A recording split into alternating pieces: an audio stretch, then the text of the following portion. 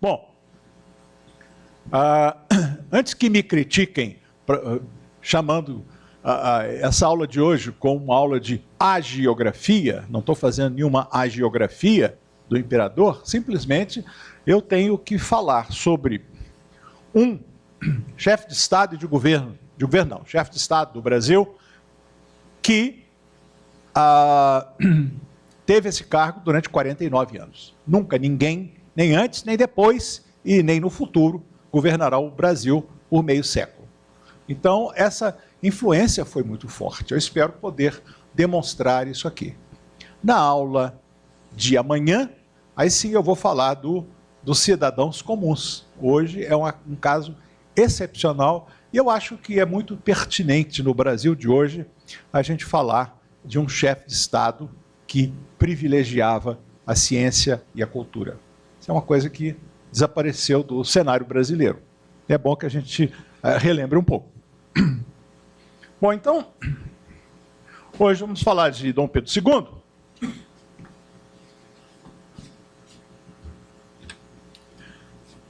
Aqui uma gravura de Dom Pedro II pelo artista francês Sisson. Ele, aos 38 anos, esse foi um ano importante na vida dele, 1864. Nesse ano, ele casou as duas filhas, no final do ano, e em dezembro, no finalzinho do ano, começou a Guerra do Paraguai. A guerra mais sangrenta e mais longa em que o Brasil se envolveu. Durou até 1870, mais de 5 anos. Bom, eu vou começar mostrando para vocês o que disse um dos líderes do Partido Republicano, ainda no Império, a respeito do imperador. Joaquim Murtinho escreveu em 1883, 6 anos antes do fim da monarquia. Sua Majestade sofre do que se pode chamar a mania científica. Sua Majestade, com uma tese na mão, quer esta tese verse sobre medicina, matemáticas, ciências naturais, engenharia civil ou de Minas, filosofia, história ou sobre línguas, pouco importa. Sua Majestade olha para a tese com toda a gravidade e quando o defendente cita este ou aquele ponto de seu trabalho, Sua Majestade folheia a tese com ares de quem conhece a matéria e procura formar uma opinião. Se se trata de uma experiência científica ou industrial, a experiência sobre o modo de dar direção ao balão, a experiência sobre a iluminação elétrica, lá está Sua Majestade citando livros que leu sobre o assunto e emitindo sua opinião sobre os resultados da experiência. Ele é muito metido mesmo, segundo Joaquim Murtinho. E continua. Se se trata de um concurso aos lugares de professores de nossas escolas, lá vão as provas dos candidatos para Sua Majestade ler. E feliz daquele cujas provas tenham agradado a Sua Majestade. Se se tratar de contratar no estrangeiro um professor para uma das cadeiras de nossas faculdades, não é a congregação que indica ao governo qual aquele que, pelos seus estudos e seus trabalhos, deva ser preferido. É Sua Majestade que indica, por si só ou por intermédio de seus agentes científicos, o homem que deva ser contratado. Continuou Joaquim Murtinho. Manda fisiologistas ensinar agricultura, o engenheiro de Minas para lecionar artes e manufaturas, estragando vocações, deslocando os homens e transformando, assim, professores distintos em suas especialidades em mediocridades nas cadeiras que não conhecem e nas quais os colocou. Sua Majestade, em todos os seus atos, parece dizer: a ciência sou eu. Essa é a opinião de um líder republicano. O professor Pedro Calmon, um grande historiador do século XX, dá uma opinião contrária. Pedro Calmon era monarquista. E ele diz: estudante aplicado aos 14 anos, aos 50 era sábio ou projeto de sábio. O oposto. O historiador Heitor Lira, um grande historiador brasileiro do século XX, ele procura dar uma imagem um pouco mais equilibrada, citando uma carta do próprio imperador ao Visconde de Sinimbu, que havia sido presidente do Conselho de Ministros. Né? Seria primeiro-ministro. No Brasil não havia o título primeiro-ministro, era presidente do Conselho de Ministros. Então diz o imperador: dizerem que eu pretendo ser sábio é tão infundado como acusarem-me de aspirar ao poder pessoal. Até a minha maioridade, poucos anos tive para aprender. E depois, o cumprimento dos deveres do meu cargo não me deixou muita folga para estudar. Apenas leio quando posso, e por isso, hei de ter sabido tudo quanto me falta aprender para ser sábio. As conversas com os que muito mais sabem do que eu, disso mesmo me tenho convencido. Obrigam-me a ler ainda mais. Não repilo nem busco seduzir ninguém, preferindo, sem dúvida, a conversa daqueles que possam instruir-me. Durante minhas viagens, Dom Pedro II fez 3 viagens ao estrangeiro durante seu reinado. Durante minhas viagens não tive tempo, senão para tornar mais conhecido o Brasil e travar relações pessoais que já lhe têm sido úteis. Se procurei mostrar o que já sabia, foi para que se visse que no Brasil também se estuda, ainda mais em outras condições que não as minhas, e evitar que tomassem o meu tempo, que era tão curto, ou que gastassem inutilmente em explicar-me o que eu já conhecia. Bom, na classe política brasileira, não sei se houve muita mudança de lá para cá.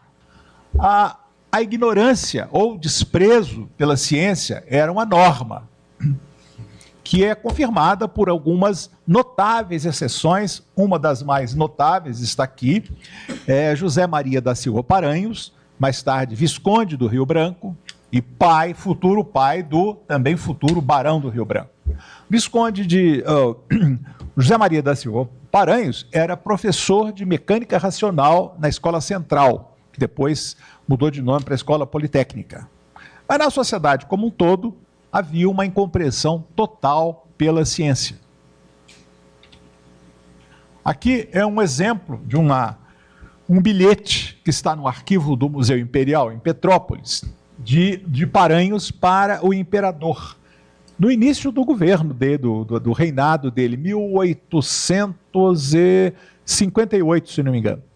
Ele diz: meu senhor, acabo de saber que amanhã, 21 do corrente, haverá exames orais de física e geologia na Escola Central, Escola de Engenharia, e que os ditos exames começarão das 9 para as 10 horas da manhã. Escreva ao diretor recomendando-lhe que não dê princípio àquele ato antes das 10 horas, para dar tempo do imperador chegar. Creio que Vossa Majestade Imperial não levará a mal esta minha disposição, que será prontamente alterada se não for do agrado de Vossa Majestade. De Vossa Majestade Imperial, súdito fiel e obediente José Maria da Silva Paranhos. Era o chefe do governo, o presidente do Conselho de Ministros. O imperador, durante toda a vida, manteve uma rotina de comparecer a escolas. Ele ia para defesas de tese, exames finais, exames de professores e de alunos. E ia às escolas superiores e ao Colégio Pedro II. Ele ia também, muitas vezes, foi quase 600 vezes durante todo o reinado, às sessões do Instituto Histórico e Geográfico Brasileiro. Então ele era assíduo participante de atividades acadêmicas. Eu queria mostrar para vocês um contraste, para mostrar um pouco da sociedade brasileira, e quem descreve isso com grande maestria, o nosso grande romancista Machado de Assis, numa de suas crônicas, essa de 1875, que é a Teoria do Medalhão. Ela é deliciosa de ler, eu só pus um pedacinho, se vocês quiserem, vocês encontram isso com muita facilidade. A história é a seguinte: o Janjão fez 21 anos de idade. Então houve uma grande festa na casa dele, no Rio de Janeiro, um almoço para muita gente, e depois que todo mundo saiu, o pai o levou para a biblioteca e começou a dar conselhos ao filho sobre como subir na vida graças à esperteza, que o importante na vida é se tornar um medalhão da sociedade, sem fazer muito esforço, mas tem que ser esperto. E ele mostra, por exemplo, olha, você precisa ter uma biblioteca como a minha, mas não leia os livros, não. Isso embota a mente. Tem que ter uma biblioteca para mostrar para as visitas, com encadernações muito bonitas, em ouro. Isso é que é importante. E vejam aqui um parágrafo de Machado de Assis. O pai dando conselhos ao filho. Há coisas em que a observação desmente a teoria. Se te aconselho, excepcionalmente, o bilhar, é porque as estatísticas mostram que 3/4 partes dos habituados do taco partilham as opiniões do mesmo taco. O passeio nas ruas, mormente nas de recreio e parada, é utilíssimo, com a condição de não andares desacompanhado. Por quê? A solidão é oficina de ideias, e o espírito deixado a si mesmo, embora no meio da multidão, pode adquirir uma tal ou qual atividade. Ou seja, não pode correr o risco de ficar pensando. Tem que estar ocupado, tagarelando com alguém. Senão, o projeto não funciona. Esse é Machado de Assis escrevendo. Bom, já no final do Império, 1883, a revista americana Science, hoje é uma das revistas científicas mais importantes do mundo, no seu primeiro número, ela traz um artigo de várias páginas, não assinado, mas que depois foi identificado como sendo do geólogo americano Orville Darby, que morava no Brasil. E ele descreve o ambiente acadêmico brasileiro. Diz ele o seguinte: por um longo período, o que passava por ciência no Brasil foi caracterizado por uma ausência quase completa de pesquisa. E embora existam muitos nomes com uma reputação local, ou mesmo nacional, como professores ou autores de assuntos científicos, é difícil encontrar quaisquer contribuições sólidas no campo, seja das ciências naturais, seja das ciências físicas. Mesmo hoje, há muitas reputações sem qualquer base real em trabalho original de mérito. Botou o dedo na ferida. E vejam o que ele diz sobre as escolas superiores brasileiras. Ao fim do Império, o Brasil tinha exatamente 7 escolas superiores. Só para dar um panorama. Eram 2 escolas de medicina, uma no Rio, outra na Bahia, 2 escolas de engenharia, uma no Rio, outra em Ouro Preto, 2 escolas de direito, uma em São Paulo, outra em Recife, e a escola de farmácia de Ouro Preto. Essas eram as escolas superiores existentes no Brasil quando acabou a monarquia. Mas o Darby diz o seguinte: o sistema de preenchimento de cátedras por exame competitivo, como tem sido conduzido, frequentemente concede às qualidades teatrais da retórica e da esperteza preferência sobre o mérito sólido, tal como provado pela pesquisa original. E os mais competentes, muitas vezes, recusam-se a concorrer, ou, se concorrem, são batidos numa competição em que a maioria da banca examinadora tem apenas um conhecimento muito superficial do assunto da cátedra a ser preenchida. Ele é bem ferino, mas muito preciso. E só elogia 3 instituições brasileiras. Todas 3 intimamente ligadas ao imperador. O Museu Nacional, hoje eu diria nosso finado Museu Nacional, o Observatório Imperial, no Morro do Castelo, Observatório Astronômico, e a Escola de Minas de Ouro Preto, que havia sido fundada pelo imperador. Essas são as únicas instituições que, segundo o Darby, faziam pesquisa original de mérito no Brasil. Uma coisa semelhante foi dita pelo geólogo suíço-americano Agassiz, que tinha vindo ao Brasil em 1865-66, e ele escreveu sobre a sua visita, e ele diz uma coisa muito interessante. No Brasil, nas escolas superiores, o ensino é dado pelos livros, em vez de se dar pelos fatos. É o que, uma vez em Portugal, usaram um termo que eu gosto muito, divórcio entre cabeça e mãos. Então, as pessoas aprendiam nos livros, mas não faziam experimentação. No meio dessa sociedade, havia um imperador que tinha um laboratório onde fazia experimentos horas a fio. Ele tinha duas ciências de sua predileção, que eram a astronomia e a química. E também a fotografia, que está ligada à química, né? Como é que Dom Pedro II se tornou uma pessoa ligada à ciência? Vocês sabem que quando seu pai abdicou a coroa, em 1831, ele nomeou José Bonifácio de Andrade e Silva, que tinha tido uma carreira científica notável na Europa, até se aposentar e voltar para o Brasil, como tutor. Mas José Bonifácio já estava idoso e era uma pessoa que já era de trato difícil. Então, a tutoria dele só durou 2 anos e meio.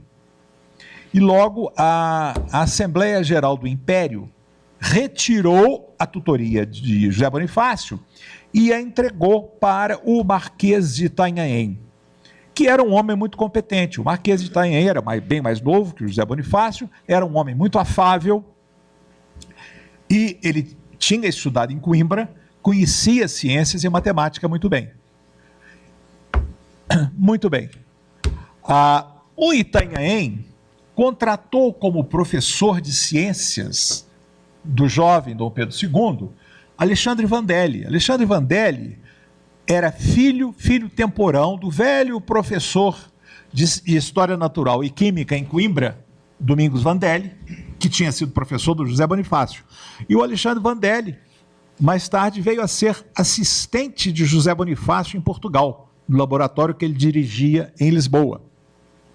E acabou se casando com a filha de José Bonifácio. Então, os laços foram muito fortes, não é? Então, este foi o professor de ciências de Dom Pedro II. Então, eu acredito que, se houve influência científica sobre Dom Pedro II, não foi diretamente pelo José Bonifácio. José Bonifácio só foi tutor entre os 5 e os 7 anos e meio de idade de Dom Pedro II. Então ele era muito jovem. Deve ter vindo através do Alexandre Vandelli. Aqui tem a nomeação do Alexandre Vandelli. Isso aqui é um aluno meu que descobriu lá no Arquivo Nacional. Todo autor diz que o Vandelli morreu em 1859, não é verdade. Ele estava na lista de ordenados até 1862. Então ele durou mais do que se imaginava. Bom, quando o imperador tinha 20 anos de idade, em 1846, o inglês Thomas Ewbank veio ao Brasil e visitou o Palácio da Quinta da Boa Vista, onde morava o imperador, e teve permissão para visitar o laboratório. Então nós temos um testemunho pessoal. O Ewbank escreveu o seguinte: o laboratório era uma sala separada para experiências de ciência e química. Não sei porque ele separou ciência de química. Nela se encontravam uma bomba de ar, eletromagnetos, aparelhos elétricos e outros. Conta-se, para sua grande honra, que o jovem imperador aqui passa parte considerável do seu tempo. Aqui são duas representações do imperador jovem, né? A da direita é uma foto, acho que foi a primeira foto dele, quando ele tinha 22 anos. Né? Já tinha barba e não tinha bigode. A outra é uma pintura a óleo, já tem um bigodinho pequeno. Bom, o Brasil, em meados do século XIX, segundo uma expressão muito feliz do historiador José Moreira de Carvalho, era uma ilha de letrados num mar de analfabetos. Em 1872, pouco depois do fim da Guerra do Paraguai,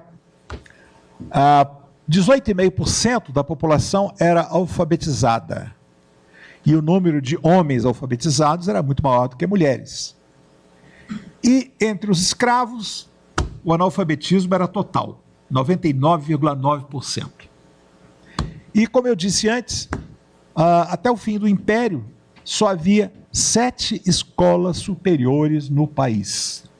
Amanhã eu quero voltar a falar nisso, eu vou falar da influência tremenda que a ideologia positivista exerceu sobre o Brasil. Os positivistas eram radicalmente contra a ideia de universidades, e eles dominaram. Nenhuma ideologia teve tanta influência sobre o Brasil durante tanto tempo como o positivismo. O marxismo não chegou nem perto, né? Tanto é assim que o Brasil é o único país do mundo que tem uma bandeira positivista, mas isso é coisa para falar amanhã. Outra coisa é o seguinte, como foi a formação da elite política do Império? Um pouco mais de 20% dos ministros do primeiro Império tinham uma formação superior em ciências. Na regência, isso caiu para 13%. No início do Segundo Império, 5% foi caindo, até que chegou a 0 no final do regime monárquico. Eu acho que isso tem muito a ver com a influência que houve no início do século XIX, como eu mencionei ontem, do iluminismo do século XVIII, que avançou um pouquinho no século XIX, com uma ênfase muito grande no estudo das ciências, ao longo do século XIX, em que essa ênfase decresceu bastante. Bom, entre os deputados, a primeira constituinte do Brasil, que foi de 1823, logo após a independência, 34 deles tinham diploma universitário em ciências, às vezes mais de um. E havia 55 deputados com curso superior. Vejam, dos 55 que tinham curso superior, 34 tinham um ou mais diplomas em ciências. É muito interessante. Os restantes eram bacharéis em direito. Então havia muito mais gente com formação científica do que com formação em leis. Bom, eu vou estudar um pouco a educação que o imperador planejou para suas filhas. Por quê? Ele achava que ele tinha que dar uma atenção toda especial às suas duas filhas, Isabel e Leopoldina. Ele tinha tido 2 filhos também que morreram, com 2 anos cada um. Então as 2 filhas sobreviveram, tiveram descendentes, e elas poderiam ter que vir a governar o Brasil, então tinham que ter uma educação muito severa e muito abrangente. Principalmente a Isabel era muito estudiosa, a irmã dela era um pouco malandra. Aqui está uma gravura que representa a família imperial, o imperador com a dona Teresa Cristina e as 2 filhas na biblioteca da Quinta da Boa Vista. Ali à esquerda está um busto de Dom Pedro I, que até o incêndio de setembro passado estava lá, no mesmo lugar. Não sei o que aconteceu. Não sei se sobreviveu, um busto em bronze. Bom, é muito interessante que Dom Pedro II gostava de se fazer representar a ele e aos seus parentes segurando um objeto de estudo ou junto a um objeto de estudo. Vocês podem ver que todos aqui têm alguma coisa, um livro, uma coisa qualquer assim na mão. Eu chamo isso de arte de propaganda. Aqui. Um globo terrestre, um livro. É como se houvesse uma propaganda subliminar. Povo brasileiro, faça como o seu imperador. Estude. Esse é fantástico. Esse quadro eu acho maravilhoso. Artisticamente, ele é de altíssima qualidade. É um quadro muito grande. Ele é mais alto que eu. De um pintor relativamente pouco conhecido, chamado Delfim da Câmara, que representou o imperador aos 49 anos de idade. Ele está sentado numa cadeira, e esse quadro está no Museu Histórico Nacional, no Rio de Janeiro. Esse não foi destruído não, hein? E ele tem no braço direito da cadeira, um livro que dá para ver perfeitamente no original, que tem uma gravura representando um telescópio. Um pouco mais adiante, daqui a pouco eu vou mostrar um pormenor, estão as lombadas de 3 livros. E dá para ler os autores dos livros, eu vou mostrar no pormenor. São Kepler, Halley e Arago. São livros de astronomia. Um pouco mais atrás, há uma esfera em azul, que é uma esfera celeste, com as constelações. E, ao fundo, a cúpula de um dos telescópios do Observatório Imperial do Morro do Castelo. Então, isso é uma propaganda, muito bem feita, por sinal, é uma propaganda para que a população estude, e ele está mostrando que deve estudar ciência. No caso, a ciência que ele está propagando é a astronomia. Aqui está o pormenor, acho que dá para ver ali, que a gravura na página do livro mostra um telescópio. Ali estão as 3 lombadas, não sei se vocês vão conseguir ler, tem Arago, Kepler e Halley, escrito nas lombadas dos livros, né? A esfera celeste em azul e a cúpula do observatório lá atrás. Uma coisa interessante é que no Império as mulheres, tem poucas aqui, né? Só tem uma. Você não poderia estar presente aqui se você vivesse nessa época. As mulheres eram proibidas legalmente. Não, tem 2, agora desculpe. As mulheres eram proibidas legalmente de frequentar cursos superiores, por lei. Mas o Brasil não era nenhuma exceção. Na maioria do mundo era assim. Nos Estados Unidos, foi criada, em Nova York, uma escola de medicina para mulheres, separada da escola dos homens. E uma brasileira, a Maria Augusta Generoso Estrela, carioca, resolveu estudar medicina e foi para Nova York. Só que, enquanto ela estava lá, o pai dela, que financiava os estudos dela, morreu. Ela não tinha como se manter. A imprensa carioca fez tanto alarde que o imperador leu nos jornais e resolveu dar uma bolsa de estudos para ela. Ele dava do próprio bolso, não é dinheiro do governo não. Dava R$1 conto e 500 mil réis por ano para Maria Augusta. E ela fez por onde? Ela se formou em primeiro lugar, foi a oradora da turma, nos Estados Unidos, o orador da turma é sempre o primeiro colocado. E defendeu uma tese de doutorado em dermatologia, voltou para o Brasil e teve uma longa carreira como médica. A partir disso, a Assembleia Geral do Império mudou a legislação e permitiu que mulheres pudessem frequentar escolas superiores. O Brasil se tornou um país pioneiro nesse aspecto. E aí, em 1879, aí uma gaúcha, a Rita Lobato Velho Lopes, foi a primeira brasileira a se matricular num curso superior no Brasil. Em medicina também, ela se matriculou no Rio de Janeiro, depois se transferiu para Salvador, acabou formando-se em medicina lá e ela teve uma carreira como ginecologista.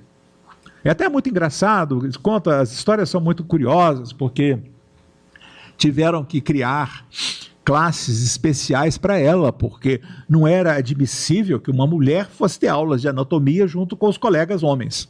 Tem coisas desse tipo naquela época. Aqui estão as duas. A Maria Augusta, a foto é de baixa qualidade, mas eu não consegui outra melhor. E à direita, a foto é bem melhor, com muito mais detalhe, da Rita Lobato. Como eu disse, Dom Pedro II teve 4 filhos, né? Os 2 meninos só viveram 2 anos e as 2 filhas sobreviveram e procriaram. Com as mortes dos meninos, a Isabel Cristina, tornou-se a herdeira e recebeu o título de princesa imperial, tendo que fazer o juramento à Constituição no Senado Imperial. Existe um grande quadro alusivo a isso no Museu Histórico Nacional. E o imperador se preocupou muito com a educação das filhas. Ele tentou trazer de volta sua madrasta, a ex-imperatriz Dona Amélia de Portugal, mas a Dona Amélia disse que já estava muito velha e não queria saber disso. Então ele saiu procurando. Depois de tentar muita coisa, foi a irmã do imperador, que morava em Paris, casada com um príncipe francês, casada com o príncipe de Joinville. Pra vocês terem uma ideia, quando a dona Francisca, irmã de Dom Pedro II, se casou com o príncipe de Joinville, filho do rei Luís Filipe de França, o dote dela foi a região onde se fundou depois a cidade de Joinville, em Santa Catarina. Por isso que a cidade tem esse nome. Então, a dona Francisca sugeriu que o imperador trouxesse a viscondessa da Pedra Branca, era uma baiana que morava em Paris e que também teve o título de Condessa de Barral, pelo qual ela é mais conhecida. Barral é um título francês do marido dela. Dona Luísa Margarida Portugal de Barros, que foi uma pessoa de muita influência na educação das princesas brasileiras. Ela veio e ficou muitos anos, até que elas se casassem. As meninas tinham um regime severíssimo. Para vocês terem uma ideia, elas tinham aulas 6 dias por semana, de segunda a sábado. As aulas começavam às 7 da manhã e acabavam às 9h30 da noite. Era muito severo. E o imperador não deixava ninguém chegar perto das filhas. Ele escreveu no diário: as visitas que procurarem, as princesas serão recebidas unicamente aos domingos, nas festas de guarda e nacionais, nos dias de seus anos, nos dos nossos, nos de seus nomes e nossos, e em qualquer outra ocasião que eu determinar, à exceção dos criados de honra e de serviço.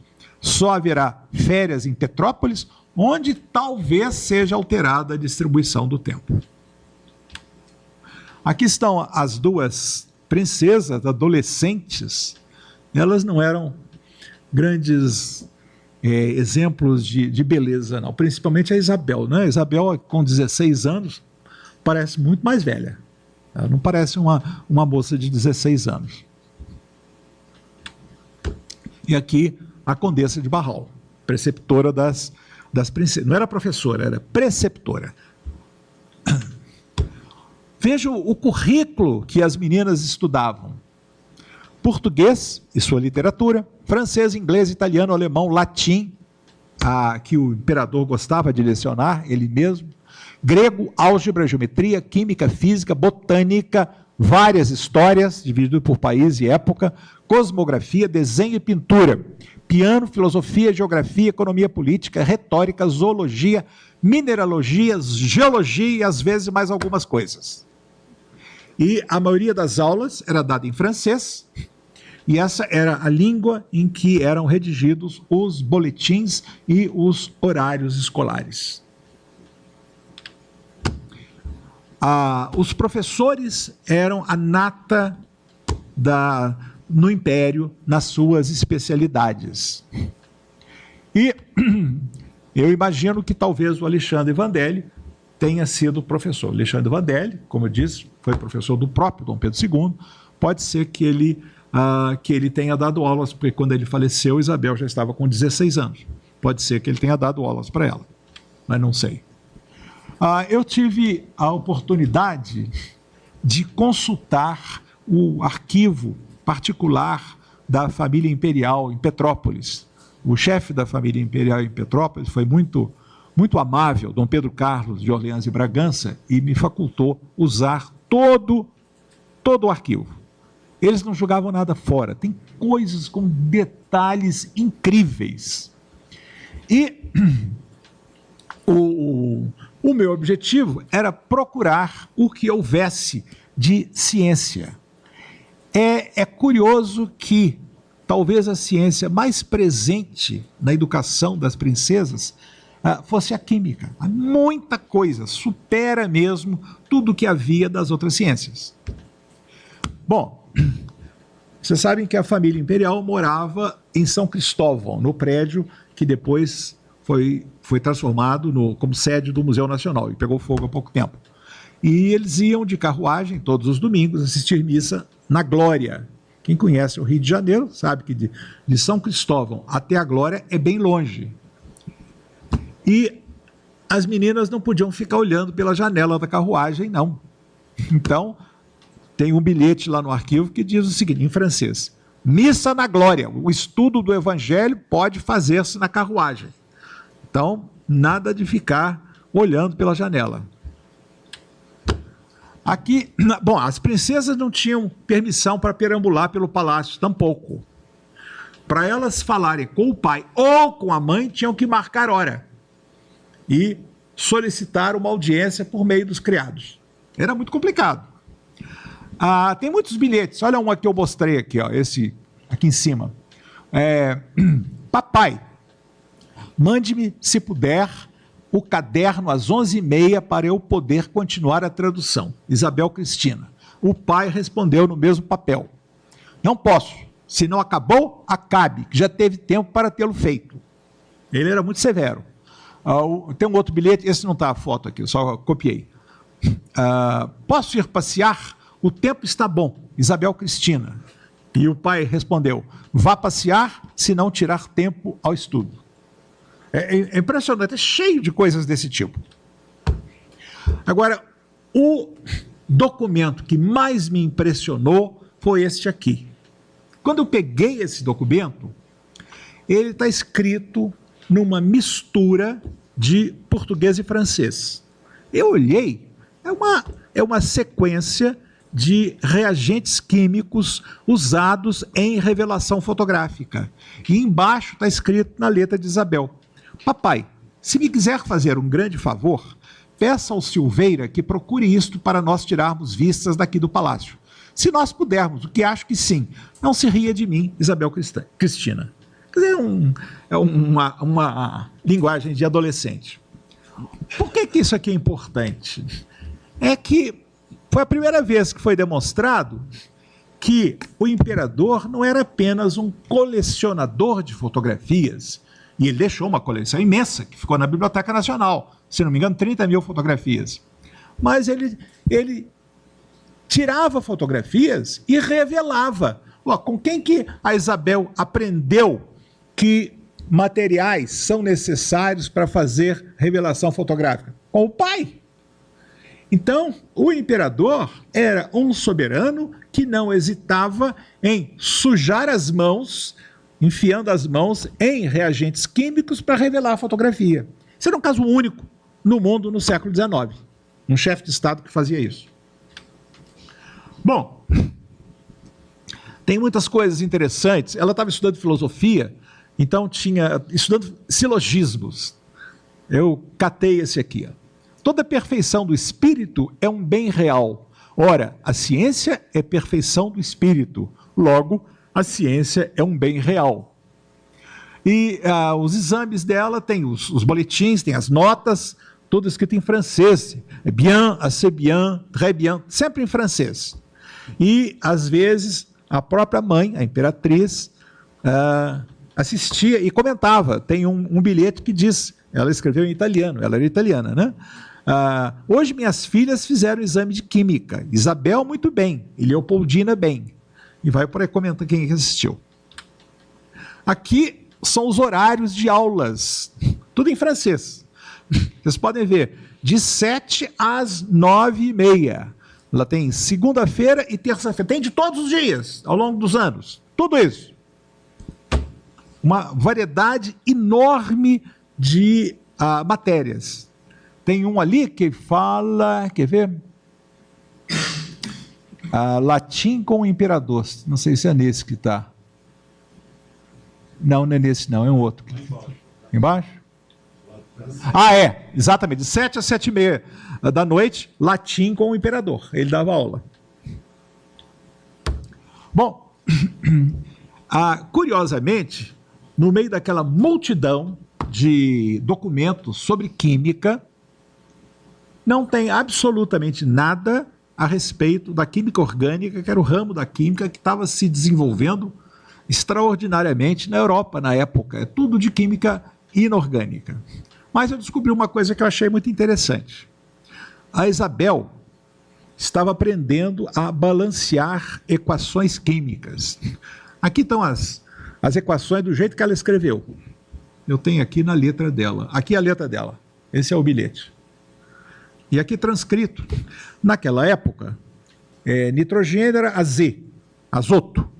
Os índices se escreviam acima e não abaixo, como hoje. A água era HO e não H2O. Então, o que ela estava estudando era essa equação que eu botei aqui embaixo, com notação moderna. A reação entre nitrato de potássio com ácido sulfúrico, dando sulfato de potássio e ácido nítrico. E a Isabel escreveu 3 vezes e tentou fazer o equilíbrio, o balanceamento dessas equações, usando coeficientes diferentes. A primeira está certo, está certinha, num formato estranho para nós, mas se nós contarmos os átomos do lado esquerdo e do lado direito, está certinho. As outras estão erradas. Ela errou redondamente. Ao supor que pudessem haver conjuntos diferentes de coeficientes para balancear uma mesma equação. Isso não é possível, né? Bom, isso aqui é a letra dela. Então, por que eu disse isso? É para mostrar a personalidade de Pedro II, que achava que um governante não vai ser um cientista, mas ele tem que conhecer o máximo possível para fortalecer o caráter de tomada de decisões, caso ele tenha que vir a governar o país. Por isso é que ele era severo dessa maneira com as filhas. E a educação feminina no Brasil era um descalabro nessa época. Na realidade, a educação feminina só foi implementada a partir do final do Império e, sobretudo, no início da República. O Barão do Rio Branco, que foi chanceler do Brasil durante 10 anos, 10 ou 12 anos, me parece, né, ele foi muito incisivo nisso. Por que razão? É que o Brasil tinha embaixadores muito bem formados, mas as embaixatrizes eram um pouco mais que analfabetas. Era uma vergonha. Então, o que fez o Barão do Rio Branco? Começou a trazer as congregações religiosas para o Brasil. Então, no Brasil, de norte a sul, a partir do final do século XIX, chegaram congregações religiosas, masculinas e femininas, e começaram a criar colégios religiosos, né, muitos dos quais subsistem até hoje. Então foi aí que começou a educação feminina em larga escala no país. Bom, o imperador também se preocupou com a formação científica do seu neto mais velho, que está aí, o príncipe Dom Pedro Augusto, filho da Leopoldina, da princesa mais jovem. A Leopoldina morreu muito cedo, ela morreu na Áustria, com 24 anos de idade, teve 4 filhos, morreu de tifo, apanhou uma infecção por causa de água contaminada em Viena, capital da Áustria. Não foi no Brasil, não. E o Pedro Augusto veio para o Brasil para ser criado pelo avô. E ele estudou engenharia, formou-se em engenharia. É muito interessante, ele chegou a fazer muitas coisas. Depois, com a proclamação da República, ele enlouqueceu. Quando a família imperial foi para o exílio, ele queria se suicidar, queria pular do navio, teve que ser trancado num camarote, e depois ele ficou mal o resto da vida, até que acabou a vida num sanatório suíço. E teve uma vida até longa, morreu em 1934. Aqui uma coisa interessante, né? É um bilhete que está arquivado no Arquivo Nacional, que diz o seguinte, para o mordomo seria, hoje em dia nós diríamos, ministro-chefe da Casa Civil, Paulo Barbosa da Silva, dizendo ao inspetor da alfândega,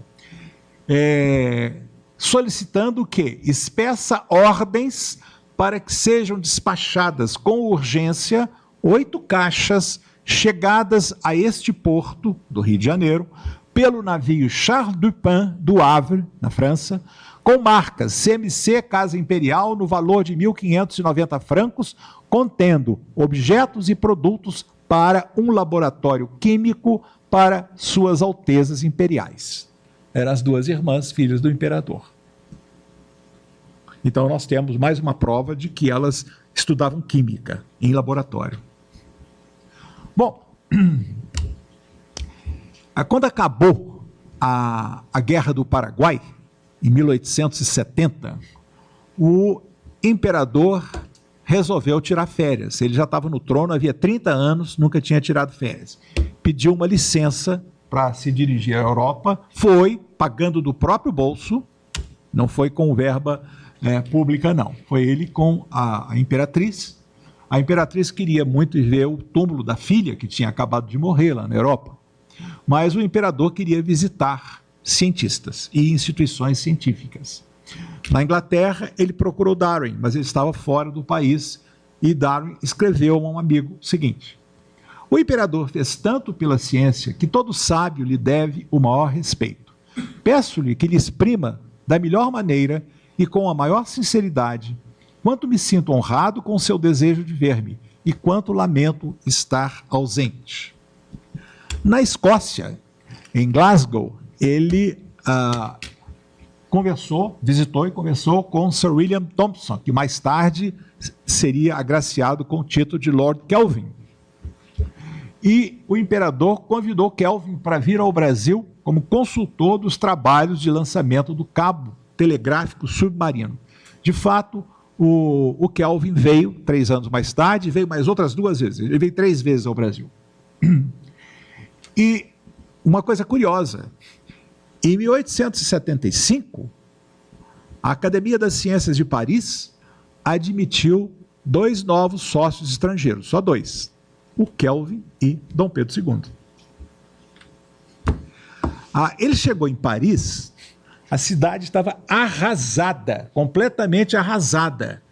Em 1870, a França havia perdido a guerra franco-prussiana para a Prússia.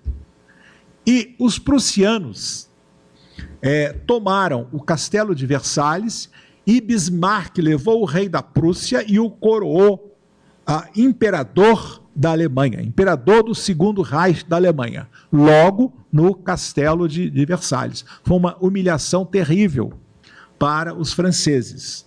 Houve uma revolta popular em Paris e foi proclamado o primeiro regime comunista do mundo, a Comuna de Paris. E houve houve combates sangrentos. O exército francês decidiu eliminar a Comuna. Paris ficou destroçada. A Avenida dos Campos Elíseos foi toda bombardeada. Foi uma coisa horrorosa. Bom, finalmente os comunistas... Houve um morticínio terrível. Finalmente os comunistas foram derrotados. Foi nesse ambiente que chega lá Dom Pedro II. Imaginem que coisa horrorosa. E ele foi muito bem recebido pelo presidente da República. A França tinha se tornado república, a Terceira República, que foi o presidente, como é que ele chama? Fugiu o nome dele agora.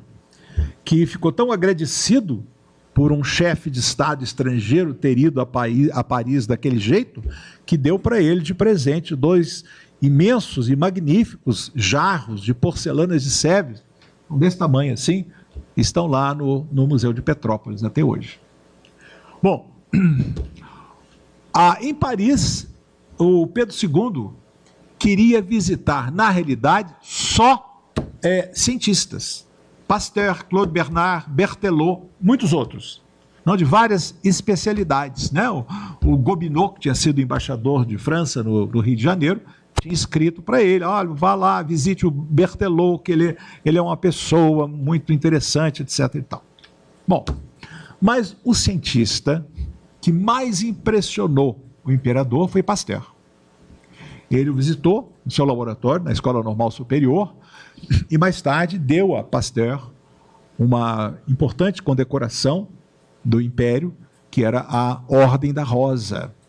E mais tarde, quando foi criado o Instituto Pasteur em Paris, Dom Pedro II deu dinheiro do seu próprio bolso para a construção. Tanto é assim que, quando se inaugurou o Instituto, fizeram um busto do imperador, e esse busto está até hoje na biblioteca do Instituto Pasteur.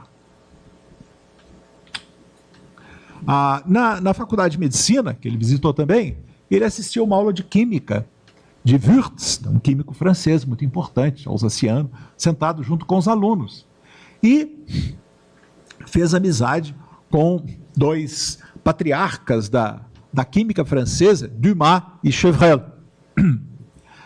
E também tornou-se amigo do diretor da Escola de Minas de Paris, Auguste Dobré, e queria trazer Dobré para o Brasil, para fundar uma escola de Minas. Dobré disse que não podia, que ele tinha muitos afazeres, muitos compromissos, mas ia procurar alguém. E procurou um ex-aluno que se saiu muito bem à perfeição, foi Henri Gorsex, que veio para o Brasil e fundou a Escola de Minas de Ouro Preto. Ele foi a Munique e foi assistir às aulas de química, de Liebig, um químico muito famoso, né? E também deu a Ordem da Rosa para ele.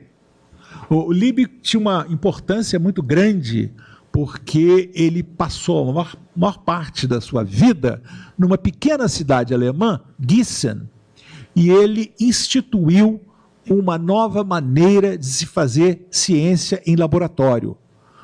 Todos os estudantes tinham que estar em contato permanente e todas as semanas tinha um seminário em que todo mundo era obrigado a dizer o que tinha feito na semana e fazer perguntas uns aos outros. E o Liebig se esforçava por arrumar empregos para eles. O Liebig, dessa maneira, ele inventou o sistema que se espalhou depois para todas as áreas do conhecimento, que foi o sistema de orientador e orientando, o sistema de fazer pós-graduação. Eu gosto de dizer que o Liebig ele foi um dos maiores expoentes do que eu chamo de revolução universitária do século XIX. Então, esse processo levou a que a universidade se tornasse o local de preferência para a pesquisa científica. Até então não era assim. Muitos dos pesquisadores anteriores trabalhavam independentemente e não em conjunto. Então, isso foi muito importante. Bom, aqui são algumas das pessoas, né, que o imperador, com que ele se correspondia, que ele visitava. O Darwin ele não chegou a conhecer pessoalmente, mas depois vem em ordem horária, né, o William Thomson, Lord Kelvin, depois o Pasteur, depois o Claude Bernard, sentado, e finalmente aqui embaixo o Marcelin Berthelot. Outros aqui, o Dumas, um grande químico, o Wurtz no meio, o Chevreul. Chevreul tem uma coisa curiosa, que foi talvez o primeiro cientista a superar 100 anos de idade, ele viveu 103 anos. Liebig, aqui embaixo, e o laboratório de Liebig em Gießen. Outros dois, o Auguste Dobré, diretor da Escola de Minas de Paris, e o Henri Gorsex, que veio para o Brasil e criou, sob o patrocínio do imperador, a Escola de Minas de Ouro Preto, que está representada aqui embaixo. Em 1872, o imperador foi eleito para a Academia das Ciências da Grã-Bretanha, que é a Royal Society. E aqui está uma carta que ele escreveu, né, para a academia, que foi publicada, né? Prezado senhor, estou muito satisfeito pela honra que a Royal Society de Londres me conferiu, elegendo-me como um dos seus fellows, e muito feliz que os estatutos permitam a intrusão em tal corpo erudito de um príncipe estrangeiro cujo mérito apenas consiste em ser um admirador da ciência e um amigo de seus nobres intérpretes.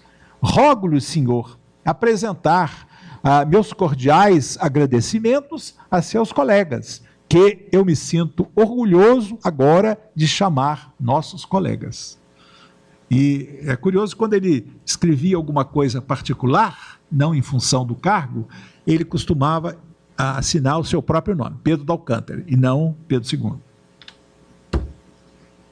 Em 1875, ele foi eleito sócio-correspondente da Academia das Ciências de Paris e no mesmo ano foi promovido a membro associado. Isso é muito interessante porque ele fez comunicações, tem uma aqui sobre um terremoto ocorrido em Sorocaba. Isso aqui está tudo na internet, todas as publicações da Academia das Ciências de Paris podem ser consultadas. E tem uma coisa interessante também, que em todo o século XIX, só 2 brasileiros foram eleitos para a Academia das Ciências de Paris. Foram Dom Pedro II e o outro era o Barão de Tefé. E a importância disso é que, para alguém apresentar um trabalho científico, ele tinha que ser apresentado por um sócio. E o Dom Pedro II apresentava muito brasileiro para levar trabalhos para lá.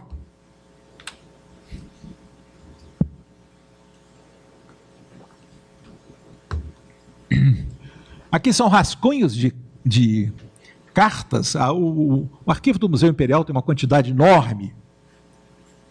Tem uma que eu transcrevi. Aqui, ó. Ao senhor Dumas, secretário perpétuo da Academia das Ciências. O telegrama do ministro do Brasil me faz pedir-lhe desde já que transmita meus agradecimentos à Academia das Ciências por me ter elegido seu membro correspondente. Só posso ver nesta escolha da Academia um testemunho de estima por meu país e lhe sou ainda mais reconhecido. Aqui ele pôs o título. Agora, essa carta é que eu acho surpreendente. Essa é uma carta oficial que ele mandou para o corpo da Academia. Senhores, acabo de receber vossa comunicação do 1º deste mês. Pela segunda vez, agradeço à Academia das Ciências por ter me elegido seu membro correspondente. Esta escolha, verdadeiramente, eu traduzi, ele escreveu em francês. Essa escolha, verdadeiramente, só pode explicar-se pelo pensamento tão caro a todo o coração brasileiro de querer testemunhar em minha pessoa a estima da Academia pelos sábios de meu país, que ela nem sequer conhece. Ela, a Academia, já tinha mostrado essa simpatia pelo Brasil quando me acolheu com tanta afabilidade em algumas de suas sessões, que estarão sempre entre minhas melhores lembranças. E posso assegurá-la de um afeto ainda mais vivo, se for possível, pelas ciências, embora minha posição social não me permita, senão encorajar aqueles que lhe prestam serviços. Agora, vejam o que eu pus em azul aqui. Tratarei de comunicar à nossa Academia os trabalhos que se fizerem em meu país, que teve a felicidade de começar sua existência independente depois que o vosso deu um impulso tão poderoso à humanidade. Um soberano elogiando a Revolução Francesa. Isso é inaudito. Nenhum rei ou imperador faria uma coisa dessas, né? E avança sempre ao abrigo das instituições, etc, etc, etc. Eu acho que isso aqui foi interessantíssimo. Bom, isso foi a primeira vez que ele foi. Em 1876, aí ele fez uma segunda viagem, levou mais de um ano viajando. O que aconteceu é que no século XIX surgiu a moda das exposições internacionais. Começou com o Palácio de Cristal em Londres, em 1851, e houve várias. E sempre era praxe convidar um chefe de Estado estrangeiro para abrir a exposição.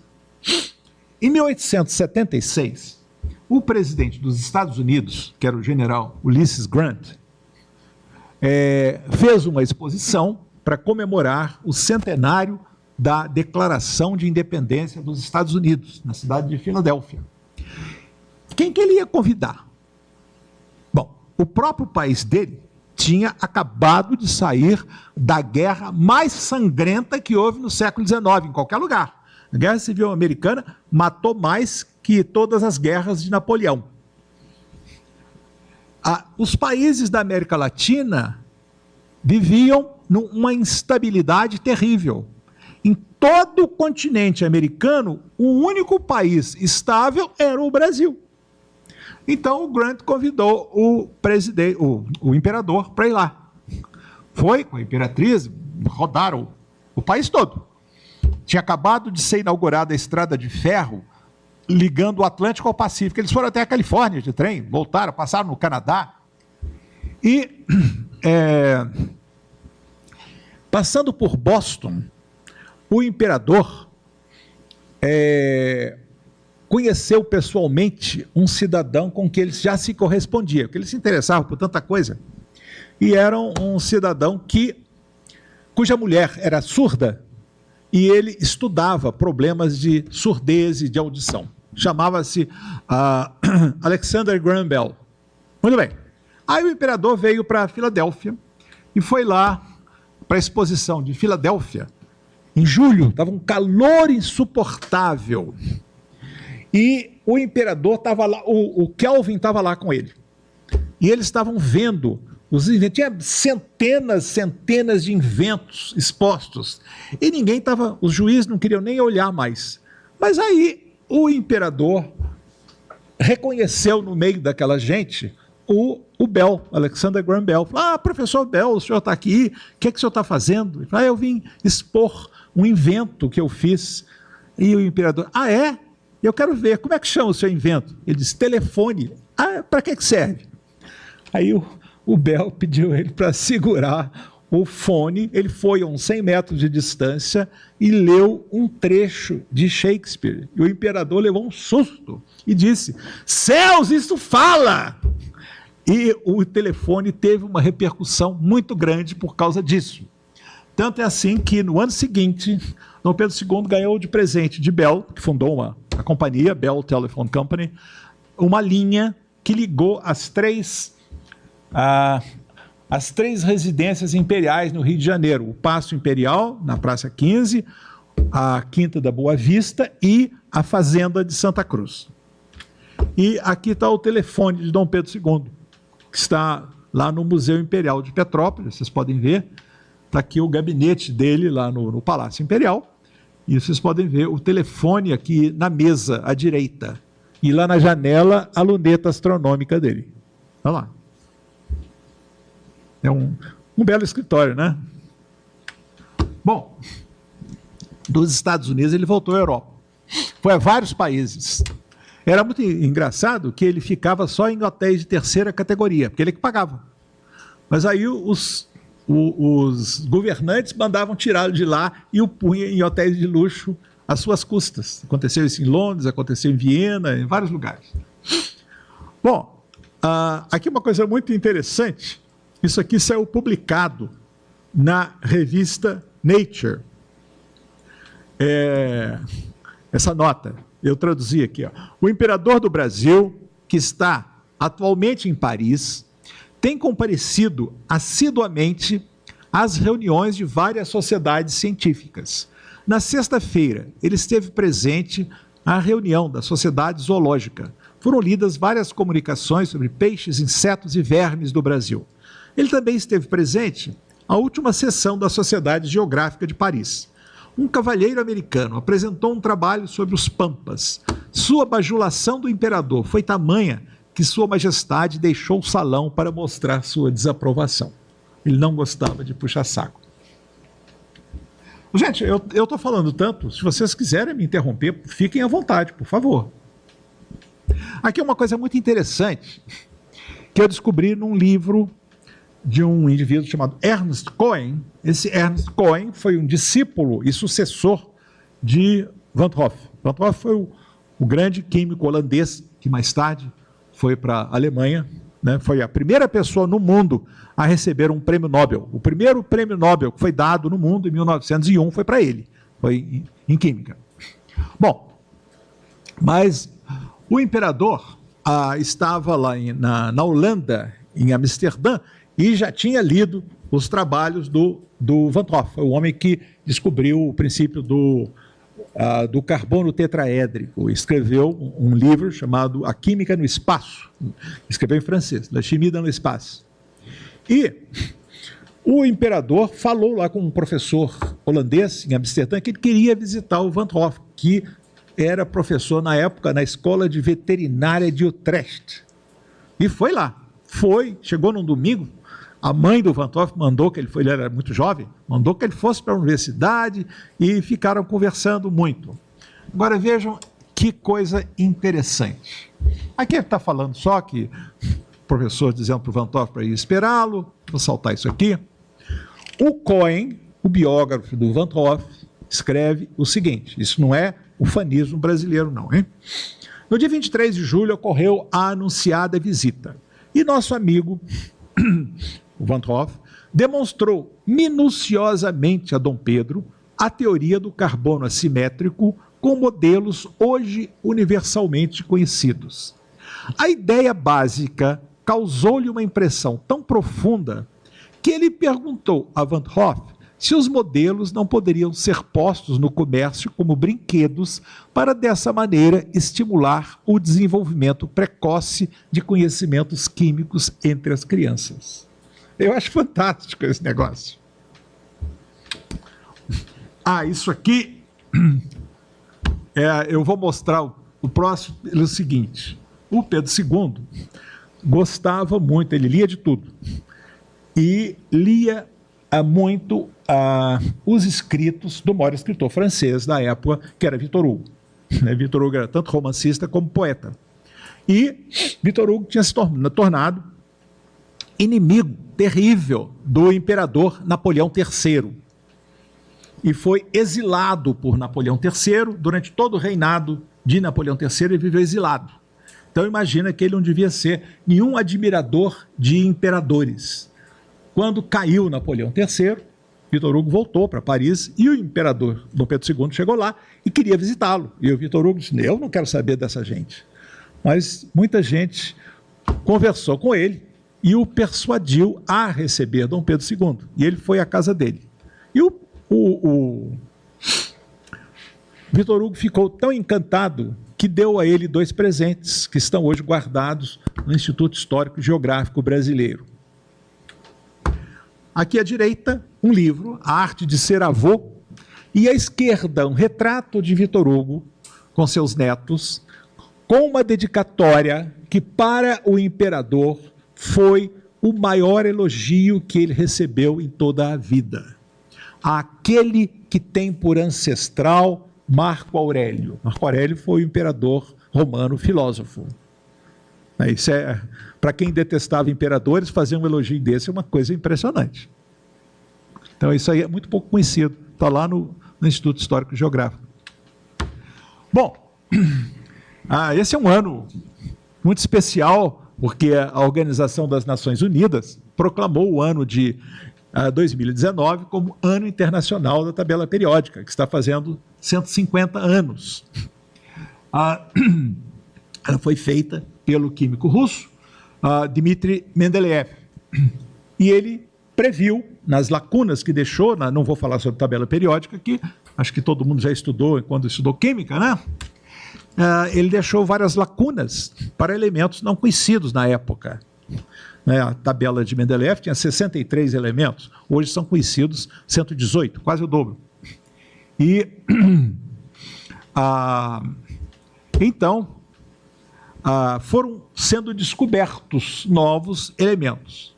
Por exemplo, o gálio, descoberto na França, por Lecoq de Bois-Baudran, o escândio, descoberto na Suécia, logo depois, 79, e o germânio, descoberto na Alemanha, pouco depois. Vocês podem ver como estava exacerbado o espírito nacionalista nessa época, pelos nomes que os elementos receberam, né? Os nomes dos países dos descobridores. O imperador teve um interesse muito grande por isso. Há vários anos, eu descobri um documento, aqui em São Paulo, num museu maravilhoso que tem lá no Morumbi, em frente ao Palácio do Governo, que é a Fundação Maria Luísa e Oscar Americano, que tem obras de arte fantásticas, maravilhosas. E eu me interessei pelo objeto mais humilde do acervo do museu, que é um manuscrito, um papel sujo, rasgado, escrito com a letra de Dom Pedro II, só escrevia a lápis praticamente. Parece uma folha de caderno. E são anotações a respeito de novos elementos descobertos no ano de 1879, quando a tabela periódica tinha 10 anos. Tá a tabela aqui? Eu dou um exemplo aqui, ele põe lá descobrimento, quem, onde, como, densidade, peso atômico, aspecto, propriedades, etc. Tudo bem, aqui no caso, escândio, eu pus com a grafia dele. Vamos ver o documento. Não, está aqui. Ele descreve, tem muita coisa escrita. Aqui ele lia a revista da Academia das Ciências de Paris, transcrevia, comentava e dizia qual era a opinião dele, ele conhecia como eram feitos os estudos espectroscópicos sobre aqueles elementos. Então tem muita coisa, eu não vou gastar muito tempo, se vocês quiserem, eu tenho estudo no meu livro também. Eu quero mostrar o documento, Dom Pedro II. Olha lá, essa é a letra dele. Vejam lá em cima, descobrimento, 1879, quem, onde, como, densidade, peso atômico, aspecto, propriedades, etc. E ele está se reportando a 4 elementos descobertos no ano de 1879. Estão lá, Scandium, do jeito que ele escreveu, Norvegium, Thulium e Holmium. Desses 4, esse Norvegium tinha sido descoberto, evidentemente, na Noruega. Mais tarde se mostrou que não é um elemento, é uma mistura de elementos. Os outros foram descobertos nessa época. O que é importante? Além de mostrar a familiaridade dele com outras coisas, aí fala da espectroscopia, não sei mais o quê, ele está se referindo a 4 elementos descobertos naquele ano, de 1879, e cita as revistas que ele recebia. Tem mais de uma citada aqui. Não vai dar para vocês lerem. Mas isso é secundário. Quero mostrar que ele estava se referindo a 4 novos elementos que ele tinha lido na literatura, mesmo que um depois se mostrasse ser um equívoco. Ele estava absolutamente familiarizado e atualizado com a literatura corrente. Eu me pergunto quantos professores universitários de química no Brasil tinham essa atualização. Claro que ele tinha uma posição privilegiada, mas não deixa de ser interessante. Quantos chefes de Estado poderiam se gabar? Seja no século XIX, XX ou XXI. Não vou dizer mais nada. Ele também foi um mecenas da ciência. Aqui tem uma gravura que mostra o imperador com Luiz Cruz, que era o diretor do Observatório Imperial, com um grande telescópio refrator que ele pagou do seu dinheiro, do seu bolso, e deu de presente para o observatório. Esse telescópio está lá até hoje. Agora é o Museu de Astronomia. É interessante chamar a atenção que o imperador reinou 49 anos e o salário dele sempre foi o mesmo, 800 contos de réis por ano. 800 contos de réis devia dar mais ou menos, R$1.000 devia ser mais ou menos uns $2, então devia ser $1,5 milhão aproximadamente, é o que ele ganhava por ano. Mas tinha que manter todos os palácios, o de Petrópolis foi construído por ele, não foi o Estado, a pagar todas as despesas dele, da família, e ao longo do reinado, ele concedeu do seu bolso 150 bolsas de estudo para brasileiros estudarem no exterior, em todas as áreas do conhecimento. Não havia agência de fomento naquele tempo. Ele se correspondia frequentemente com cientistas brasileiros e estrangeiros. Aqui é uma carta do químico industrial francês Edmond Frémy. Vossa Majestade desejou acolher com uma grande indulgência meus últimos trabalhos de química orgânica sobre a fermentação. Venho lhe solicitar a mesma benevolência para as pesquisas de química mineral que publiquei com M. Fell sobre a produção artificial do coríndon, da safira e do rubi. Creio que logo chegaremos a produzir belos rubis, contudo não teremos jamais a pretensão de fazer concorrência com as magníficas amostras de rubis naturais que vêm do Brasil. O tempo, é útil para obter, obter belos cristais. Está aí precisamente um elemento de que não podemos dispor e que detém o químico em seus esforços. Vai por aí fora. Tem cartas lá no arquivo de Petrópolis, são as coisas mais curiosas. Tem uma carta de Alfred Nobel pedindo permissão para instalar uma fábrica de dinamite do Rio de Janeiro. Tem uma carta de Berthelot pedindo emprego para um sobrinho dele que estava no Brasil, e vai por aí afora. Aqui uma outra carta de Berthelot, Majestade, fiquei muito sensibilizado com a carta lisonjeira que destes a honra de enviar-me e remeti à legação do Brasil a obra que excita vossa curiosidade. O imperador queria um livro de Berthelot.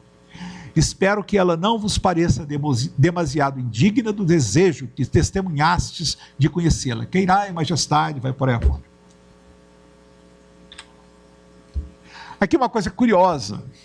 Esse é um livro, não é um livro importante, mas é um livro antigo, um livro francês de mineralogia, 1877, História Natural e Mineralogia. Mas eu quero chamar a atenção de vocês para esse selo que está colado na capa. Eu vou ampliar. O selo é esse: Livraria Imperial J. Barbosa e Irmão, fornecedores de Sua Majestade o Imperador. É o ISO 9000. Né? Então, e da Sociedade Auxiliadora da Indústria Nacional. Ou seja, comprem dessa livraria porque os livros dela são de qualidade. Ela fornece livros para o imperador. Ele também foi alvo de muitos caricaturistas. Isso aqui é uma caricatura, né? Ele representado como uma espécie de alquimista, explodindo tudo no laboratório. Talvez nenhum governante brasileiro tenha tido tanta caricatura como o Pedro II. Aqui, caricaturas dele com astronomia. Eu vi uma vez uma, mas eu não sei onde está, que é muito engraçada, que ele incentivou muito que se fizessem observações astronômicas do trânsito do planeta Vênus pelo disco solar. Então, os jornais do Rio de Janeiro mostraram caricaturas em que estava o imperador de camisola de dormir, lá no torreão do palácio, com uma luneta, olhando Vênus, mas não era o planeta, não. Era a deusa Vênus em trajes menores. Então, a caricatura era essa. Essa eu acho uma delícia. Como ele foi a mais de 500 reuniões do Instituto Histórico e Geográfico Brasileiro, essa aqui mostra uma dessas reuniões. O orador muito entusiasmado e toda a plateia, inclusive o presidente de honra, ferrados no sono. Bom, estamos acabando. Quando o imperador saiu do Brasil, ele deixou a sua biblioteca fantástica, com 60 mil volumes. Ele deixou a maior parte para a Biblioteca Nacional, a parte de História Natural deixou para o Museu Nacional. Essa não pegou fogo, não. A Biblioteca do Museu Nacional ficava e fica num prédio à parte que não foi atingido pelo incêndio. E uma outra parte ele deixou para o Instituto Histórico e Geográfico Brasileiro. E denominou a coleção Teresa Cristina em homenagem à sua esposa. E viveu ainda 2 anos, exilado, sustentado, ele não tinha dinheiro, o governo cortou todas as subvenções, ele viveu 2 anos na França, exilado, sustentado por uma família aqui de São Paulo, a família Almeida Prado, que era uma família monarquista e resolveu sustentá-lo. Bom, a última coisa que ele fez na vida foi comparecer a uma sessão da Academia das Ciências de Paris para votar pela eleição de novos sócios, no dia 23 de novembro de 1891. Foi exatamente o ano em que o Floriano Peixoto deu um golpe de Estado e destronou o Marechal Deodoro. O imperador saiu da academia, ele já estava muito fraco, muito doente, e veio numa carruagem aberta, estava um frio terrível, isso é final de outono em Paris, e ele ficou doente, ficou resfriado, esse resfriado se transformou rapidamente numa pneumonia dupla. Então ele durou até o dia 5 de dezembro, quando faleceu. Ele faleceu no hotel em que estava. Aí o Floriano Peixoto fez uma coisa muito pouco elegante, para dizer o mínimo. Mandou um telegrama para o embaixador brasileiro em Paris para protestar contra o presidente Sadi Carnot, presidente da França, que havia decidido dar um funeral de Estado a Dom Pedro II. E o presidente da França disse ao embaixador francês, aqui quem manda sou eu. E o imperador teve um funeral de Estado, com o serviço fúnebre de uma das igrejas mais importantes de Paris, a Igreja da Madeleine, com o órgão tocado por um dos maiores músicos franceses da época, Gabriel Fauré, e a Academia das Ciências estava em peso nos funerais do imperador. E aqui é um jornal da época, mostrando uma gravura em que o cortejo fúnebre passa pelas ruas de Paris. Então, com isso, gente, eu termino, fico à disposição de qualquer pergunta que vocês tenham. Pois não? Pergunta mais simples antes, ele está sepultado em Paris? Não, ele não foi sepultado em Paris. O corpo dele foi embalsamado e o presidente francês pôs um trem especial à disposição, e foi ele com a família, em direção a Lisboa. Ele foi sepultado no panteão da família de Bragança, na igreja de São Vicente de Fora, em Lisboa, onde estão os reis de Portugal.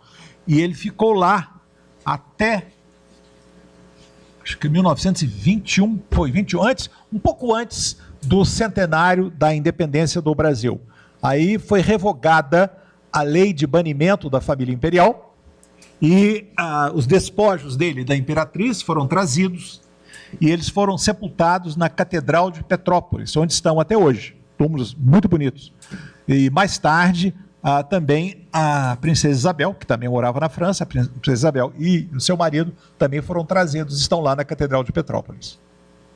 Eu pergunto, na verdade, eu queria saber a opinião, sim, tendo em vista todo o investimento que o Dom Pedro II fez e o Barão de Mauá também investiu, enfim. Sim. Uhum. Um aspecto científico. Por que isso não se desenvolveu no Brasil, igual se desenvolveu na Europa, igual se desenvolveu nos Estados Unidos? Isso é muito complicado, né? Eu gostaria de ter essa resposta. Gostaria de ter essa resposta, realmente, né? Por que não? Por que o Mauá não foi o Rockefeller do Brasil? Não é? Acho que tem a ver com a sua pergunta, perfeitamente. Era uma coisa muito complicada. Bom, uma das coisas que atrasou muito o Brasil também, isso foi dito numa frase de um político brasileiro, que foi primeiro-ministro várias vezes, o Barão de Cotegipe, quando começou a Guerra do Paraguai, ele disse uma frase, ele tinha toda a razão: maldita guerra vai nos atrasar 50 anos. E dito e feito, a Guerra do Paraguai prejudicou a todos os interessados. No caso do Paraguai, destruiu o país completamente. É muito complexo isso, né? Eu não sei. A gente estuda, mas não há uma resposta cabal. Por que o Brasil não se desenvolveu da mesma maneira que os Estados Unidos? O imperador, ele tinha um receio, isso pode ser criticado, é uma crítica que se faz. Por que a abolição da escravidão não se deu mais rapidamente no Brasil? Ele tinha um receio muito, ele era favorável à abolição, mas tinha um receio de uma abolição rápida. Como é que foi feita a abolição no Brasil? Em 1850 foi proibido o tráfico negreiro, por imposição da Inglaterra. Em 1871 foi proclamada a lei do ventre livre. Quem nascesse filho de escravo era livre. Em 1885, se não me engano, a lei do sexagenário. Quem chegasse a 60 anos estava livre. Em 1888, finalmente, a lei áurea. O imperador tinha muito receio, não só ele, como muitos outros políticos tinham muito receio de que acontecesse no Brasil o que aconteceu nos Estados Unidos. A Guerra da Secessão, que matou gente, foi a guerra mais sangrenta no mundo no século XIX. Nem as guerras de Napoleão, que duraram cerca de 20 anos, mataram tanta gente. A Guerra Civil Americana foi um morticínio total, terrível. Então o imperador tinha muito receio disso. Não só o imperador, como muitas outras pessoas. Agora, ele cometeu um erro, eu acho que isso foi um erro que ele cometeu. Ele tinha muito receio de escancarar as portas do Brasil a imigração europeia. Esse foi uma divergência que ele teve com o Mauá. O Mauá queria fazer o que os Estados Unidos estavam fazendo na época, de abrir as portas para quem quisesse vir da Europa. Porque o Mauá argumentava que essa seria a melhor maneira de acabar rapidamente com a escravidão. Porque o trabalho livre é mais eficiente que o trabalho escravo. Então isso liquidaria com a escravidão. Mas o imperador tinha muito receio de, se escancarasse as portas do Brasil, o país poderia perder o vínculo estreito com a cultura lusitana. E ele era o filho mais velho da dinastia de Bragança, de Portugal e do Brasil. Então, isso pode ter contribuído também. Tanto é assim que a imigração em escala maior no Brasil só aconteceu realmente a partir dos últimos dias do Império e principalmente no início da República. Você tem uma ideia? No ano de 1900, aqui na cidade de São Paulo, de cada 3 habitantes, 2 eram italianos natos. 2/3 da população de São Paulo, no ano de 1900, havia nascido na Itália. Quer dizer, aí, nessa época, era a República, né? Nessa época, houve uma imigração tremenda. Isso devia ter começado 50 anos antes. Isso teria liquidado com a escravidão sem problema nenhum, porque o escravo livre é muito mais eficiente. O trabalho livre é muito mais eficiente que o trabalho escravo. Esse foi o grande problema do Brasil, né? Não ter sabido lidar eficientemente com esse problema da escravidão. Mais alguma pergunta? Pois não? Independente de qual seja o motivo verdadeiro, tem alguma desculpa oficial dos governos, tanto do Brasil quanto pelo mundo, para justificar o fato das mulheres não poderem frequentar as universidades? Isso era uma questão de o costume que havia, né? Você tem uma ideia? No Império Russo foi criado um curso de medicina para mulheres na Escola de Medicina de São Petersburgo, que era a capital do Império Russo, né? No final do século XIX. Depois de permitirem que as mulheres estudassem no Brasil. E foram 2 grandes químicos russos que tiveram essa iniciativa. Por isso que eu conheço bem. Um foi o próprio Mendeleev e o outro foi Alexandre Borodin. Borodin, que era um grande químico e músico russo. E os dois tanto fizeram que conseguiram criar um curso para mulheres, curso de medicina para mulheres. Funcionava à noite, os professores tinham que dar aula extra sem direito a ganhar 1 centavo a mais. Por que isso?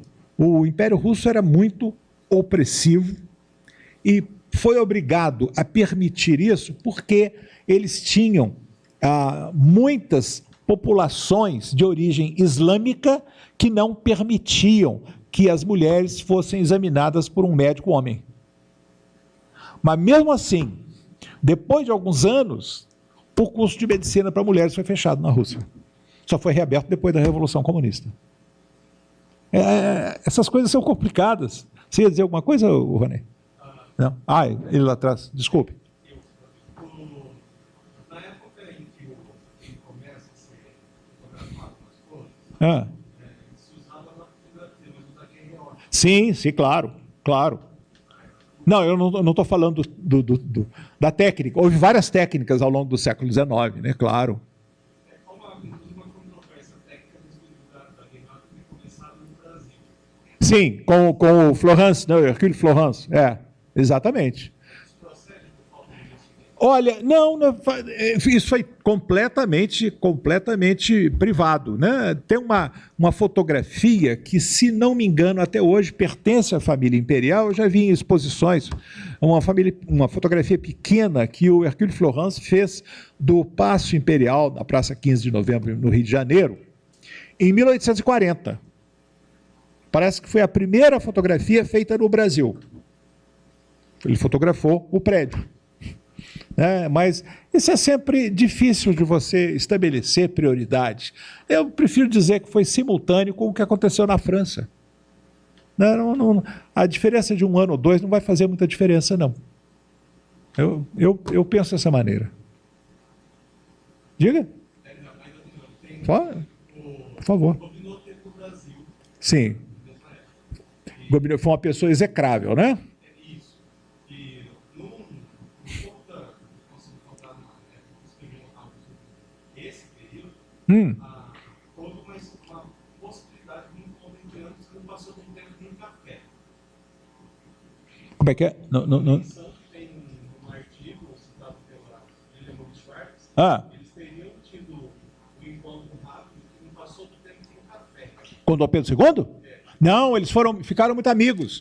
O Gobineau foi embaixador da França no Rio de Janeiro durante quase 2 anos. E ele era o racista mais radical na Europa no século XIX. Ele tinha escrito um livro, tinha publicado um livro chamado Tratado sobre a Desigualdade das Raças. Esse tratado, no início do século XX, veio a ter uma importância e uma influência muito grande sobre um jovem austríaco chamado Adolf Hitler. O Gobineau veio para o Brasil, ele odiava o Brasil. Bom, ele veio com o nome de Conde de Gobineau, mais tarde, depois da morte dele, descobriram que ele não era conde de coisíssima nenhuma. Esse era um título usurpado. Ele foi embaixador da França, detestava o Brasil, disse que era um país de macacos, só tinha uma pessoa com pedigree impecável, aliás, o melhor pedigree do mundo, que era o imperador, que ele gostava de ir para visitar o imperador no palácio, olhar para o teto, tinha todos os brasões das casas europeias de que o imperador descendia. Tinha mesmo, até o incêndio de setembro passado. E o Gobineau voltou para a França e o imperador se tornou amigo dele.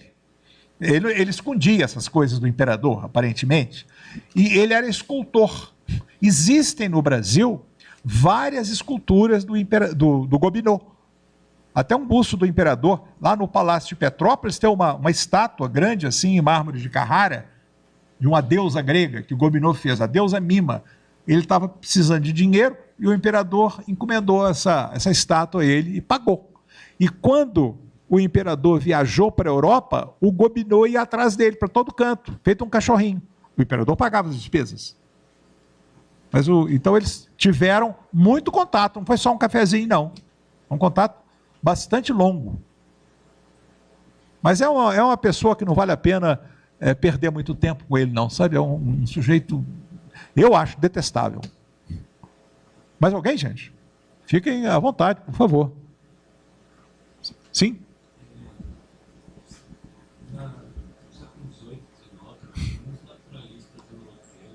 Fale mais alto, amigo. No século XVIII e XIX, muitos naturalistas europeus vinham para o Brasil. Sim. Publicações maravilhosas. Sim, é verdade. O que é a história natural no Brasil? Naturalistas brasileiros não se desenvolveu muito.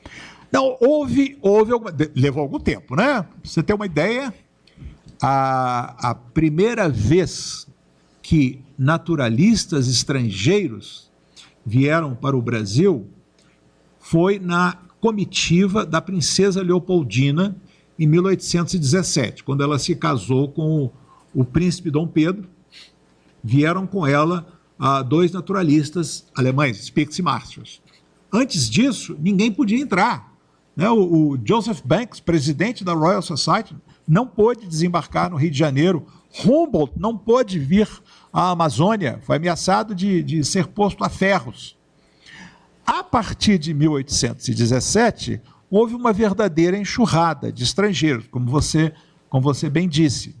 Há uma coisa muito curiosa, é que a cidade mais representada em pinturas, gravuras, fotografias, todas as formas de representação no mundo, no século XIX, foi Paris. E a segunda, o Rio de Janeiro.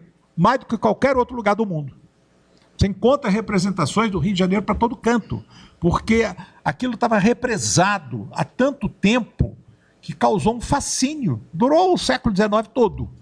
Agora, houve algumas expedições brasileiras também. Mesmo antes, no século XVIII, houve a maior expedição portuguesa foi a expedição do Alexandre Rodrigues Ferreira. Alexandre Rodrigues Ferreira era baiano, estudou na Universidade de Coimbra e foi mandado para o Brasil. Ele fez uma expedição que foi uma verdadeira epopeia. Durante 9 anos, de 1783 a 1792, ele saiu de Belém do Pará, subiu o Rio Amazonas, o Rio Negro, depois veio passou por atual Rondônia, por ali, chegou até Cuiabá. Então ele vinha de canoa, em lombo de burro, o que fosse, durante 9 anos, com 2 desenhistas fazendo obras de arte fantásticas. Né? Tem muita coisa guardada na Biblioteca Nacional e já publicada também. Foi uma expedição fantástica essa. Foi a maior expedição organizada por Portugal no período colonial. Já no final do período colonial, houve também, você está falando de história natural, houve o trabalho do Frei José Mariano da Conceição Veloso, que é muito importante, né? O Frei Veloso, que era primo de Tiradentes, em primeiro grau de Tiradentes. Ele tinha o sobrenome Xavier, que ele tirou fora porque não ficava bem, né, depois. Então, não queria ser associado a alguém que tinha sido condenado à morte por traição. O Frei Veloso, ele fez um trabalho durante muito tempo, a mando do vice-rei Dom Luiz de Vasconcelos, em toda a capitania do Rio de Janeiro, e fez cerca de, desenhistas com ele acumulou, se não me engano, cerca de 1.700 aquarelas da flora da província do Rio de Janeiro. Isso foi levado para Portugal para ser publicado lá. Só que nunca conseguiu, porque era um negócio tão gigantesco, ia ficar muito caro. Quando ele voltou no Brasil, ele morreu em 1811. Logo depois da independência do Brasil, Dom Pedro I mandou publicar o texto. As gravuras, mandou que fosse, as aquarelas foram mandadas para Paris para serem feitas gravuras lá, para acompanhar. Foram feitas, mas levou tanto tempo, que aí o Dom Pedro I foi mandado embora, foi forçado a abdicar, e o governo da regência não queria pagar. Então, poucos exemplares ficaram prontos. E desses poucos exemplares, muitos se perderam, se apodreceram. Hoje é uma coleção raríssima. Se vocês quiserem ver, tem na coleção Mindlin aqui embaixo. É a Flora Fluminensis. É uma coisa notável de um naturalista brasileiro. Alguém estava falando hoje do Ceará. Houve uma grande expedição em 1860 e tantos, 70. Hã? 59. Aquela das borboletas, não é? Que a imprensa chamava de expedição das borboletas. Foi 59, né?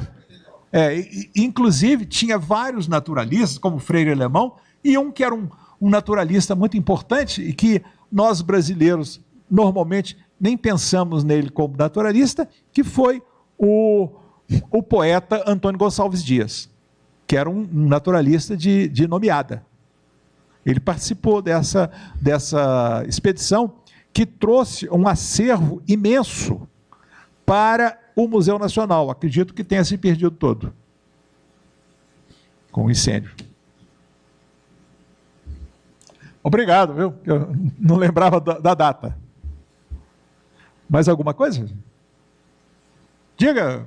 Carlos, na tua opinião, quais foram os principais fatores que levaram ao golpe de Estado vamos chamar de golpe de Estado? Foi um golpe de Estado, claro que foram.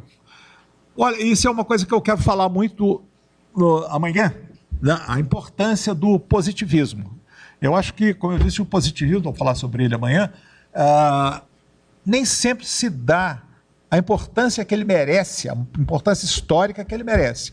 Eu acredito que foi a ideologia que exerceu mais profundamente, durante mais tempo, influência nos destinos do Brasil. O marxismo nunca teve a influência que o positivismo teve. O Brasil tem uma bandeira positivista. E a República foi proclamada pelo positivismo, que dominava, o positivismo dominava a escola militar, de onde veio o Floriano Peixoto, dominava a escola de medicina, a escola politécnica, e tinha a vertente religiosa na igreja positivista do Brasil, que é a última igreja positivista do mundo, existe até hoje no Rio de Janeiro. Quando eu vivia no Rio de Janeiro, eu levava meus alunos para visitar. É muito interessante. É uma coisa que vale a pena. Tem muito. A primeira bandeira do Brasil está lá. Foi pintada e está lá. Por um pintor positivista, o Décio Vilares. Então, eu acho que o conhecimento do positivismo é muito importante. Eu acho que não se dá a devida importância. Tem muito a ver com a nossa história. Inclusive, tem um aspecto que eu acho importante, que eu não canso de dizer, é que os militares ficaram tão impregnados de que eles estavam no terceiro estado do positivismo. Gente, amanhã eu vou voltar a falar sobre isso. Que eles achavam que eles tinham o direito e o dever de intervir, porque eles eram parte daquela parcela mais avançada da população brasileira. Eles tinham o direito e o dever de intervir quando o governo civil não andava certo. Então, todos esses golpes de Estado, a partir do 15 de novembro de 89 até 31 de março de 64, foram golpes com uma influência positivista muito forte. Eu digo que é incompleta a análise de que o golpe de 31 de março de 64 tenha sido apenas um confronto entre esquerda e direita. Não.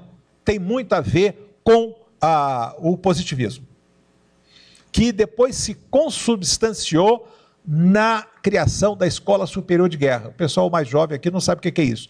Escola Superior de Guerra é uma escola de militares de alta patente e que todo empresário que quisesse subir na vida nos anos 60, 70, até início dos anos 80, tinha que frequentar. E era de baixo nível intelectual, mas de uma empáfia total. E era derivada desse conceito positivista. Isso é uma coisa impressionante. Aliás, quando eu era professor no Rio de Janeiro e levava meus alunos para visitar, eu era muito bem recebido pelo presidente da igreja positivista, cujo nome é muito interessante. Sabe como ele se chamava? Danton Voltaire. Nada menos. Mais alguma coisa, gente? Estou à disposição de vocês, hein? Vontade. Então eu vou contar para vocês uma historieta. Acho que é sempre bom para a gente desanuviar o ambiente e acabar. Eu ia muito fazer pesquisas no arquivo do Museu Imperial de Petrópolis, quando eu morava no Rio de Janeiro. É um arquivo maravilhoso, né? É um prédio à parte do museu, no meio da vegetação. E um dia eu estava lá e tinha uma senhora, algumas mesas além da minha, e ela estava com uma pilha de livros. E ela virou-se para mim e disse: professor, o senhor já viu os diários do imperador? Eu já vi o CD que o museu publicou. E ela: não, mas eu estou com os originais, o senhor não quer ver? Então, estavam todos os diários do imperador encadernados em couro, um negócio muito caprichado. E o imperador tinha uma letra horrorosa e sempre escrevia a lápis. Aí eu fui lá, eu lamentei não ter uma máquina fotográfica à mão. Abri ao acaso e estava escrito com a letra de Dom Pedro II. Hoje o Filgueiras veio ver-me. Não tem nenhuma relação comigo, era um deputado do Ceará, que aliás é o nome da rua onde fica, você deve conhecer, né? É a rua onde fica o Palácio do Governo em Fortaleza, Rua Pereira Filgueiras. Exatamente, esse é que tinha ido ver o Dom Pedro II. meu parente por parte de Adão e Eva. Alguma coisa mais, gente? Então eu agradeço vocês e amanhã a gente se vê de novo. Tá? Muito obrigado.